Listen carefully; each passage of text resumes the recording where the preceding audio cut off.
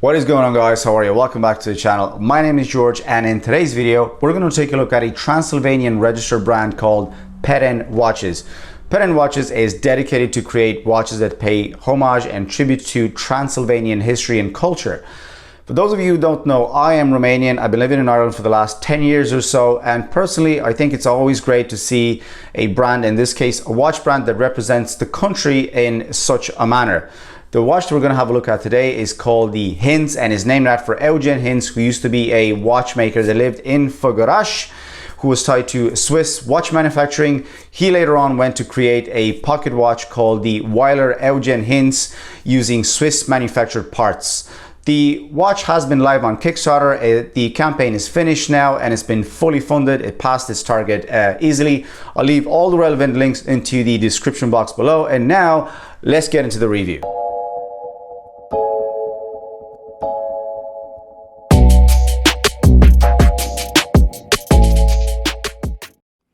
So guys, let's get started. The watch that we have here today is actually a prototype that was sent in to me for a review. I don't get to keep it, I have to send it back, so bear that in mind as the video goes along. Also, there will be a couple of things that will be addressed in the finished product. We'll talk about them as the video goes along. So very simple cardboard packaging, cardboard box, a thin cardboard sleeve. On the top of the box here you have Peren with the logo, so that's a pair of fangs. Again, you can see the whole association there with Transylvania and Dracula. Some people think that this is actually a mustache, but it's not. They are Dracula's fangs. To be completely honest, I like the adaptation there. Now, as we open the box, so we pull the sleeve out, perennial product inside. They're all about mystery, and that whole theme is kind of carried along. Peren is a brand which does not have a beginning nor an end, for it was not invented nor was conceived. Again, evolves around mystery. Transylvania, just to remind you where the watch is coming from, this kind of a thin piece of foam covering the watch, and then you're presented with the watch. Sits nice and snug in the box there. I'm just going to put that aside. So the watch, it is a big boy. It's a 42.5 millimeter watch, but that is due to the hand winding mechanical movement, which is the Unitus 6498. We'll get to talk about this again as the video goes along. So first we're going to go through measurements, specifications. We're going to get to talk a little bit about the watch as the video goes along. I'm going to put the watch on the wrist. I have a few shots for you guys as well, and at the end of the video I'm going to let you guys know what I think about it and what I do like and don't like about it. So measurements and specifications. You have a 316L stainless steel case. We have a case diameter of 42.5. We have a lug width of 22 millimeters. You have a thickness of 11.2 millimeters. And from one lug to the other, we have a 49 millimeters. And on the supplied leather strap, the watch weighs 80 grams. At the 3 o'clock position, you have the unsigned crown. So this would be one of the things that will be addressed in the finished product. So you get this, you will get the fangs on the crown there. So the crown is a push and pull crown, very simple. There's no date function to this, so only one position. Very simple. So just to hand wind the watch.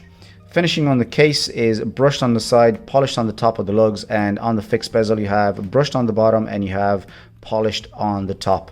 Covering the dial, piece of dead flat sapphire crystal, and also on the back of this you also have, on the display case back, you also have a sapphire crystal.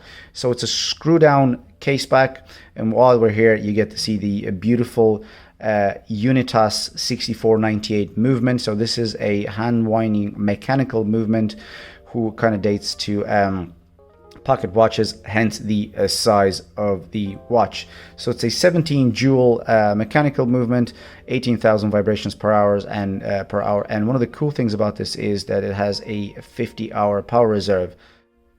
So the movement that we have in this watch at the moment, this is the Elabor movement. So the watch with this movement costs $500, and you could also buy this watch with the standard movement, which won't be the decorated one, which is $400. So turning the watch back, on the dial you have printed numerals all around with this kind of orange tint to it, pencil style hands at the 12 o'clock position. Peren Transylvania with the fangs logo there also printed, and the dial has this kind of cream color to it. at the 6 o'clock position, you have Swiss made, and also at the 6 o'clock position, you have this little rotating disc. So this watch doesn't have a running seconds hand.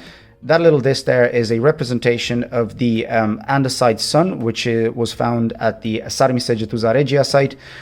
So this is a sundial, so it's an adaptation of the sundial, the andesite sun. So again, you can see the connection with the Transilvania, so the way that it's incorporated in the watch. Frankly, I actually think it's cool, but one of the things that I didn't particularly like, again, but this is a prototype. You can see my little one here has this little kind of orange point here. I don't know if you can barely see that, but it is right over there.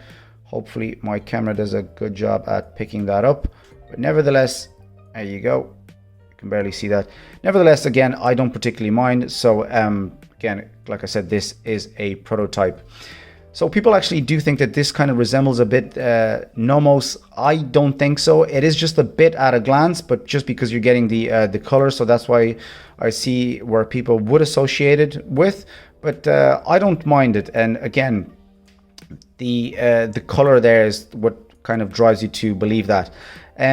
Going back on the dial, the hands have a tiny bit of lume on them, not a lot. I will put a lume shot for you guys to check out. Again, I think that will be another one of those things that will be addressed in the finished product, just a tiny bit more lume, not 100% sure, or maybe as a stretch goal.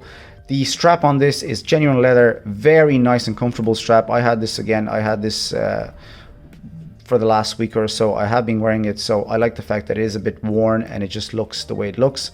Very simple buckle, nice polished, and again, I think the buckle would be as well, will have the Peren logo on it. Now let's put this bad boy on the wrist and let you guys know, show you guys actually how it looks like. So at the moment, just, you know, I am wearing my Seagull, so 1963. It's a bit of a small watch compared to this guy, so 38 versus 42. Again, another hand winding mechanical movement. It's a good looking watch, so I think this is a nice picture to have on your desktop. Nevertheless, this video is about the Peren. So as you can see here, I have, for reference, I have a 6.3 inch wrist, and due to that small lug to lug, and also about the fact that the watch, the lugs point downwards, and the watch wears quite nicely. And to be completely honest, I actually I kind of got really comfortable with this watch. That was the one thing that I kind of liked the most.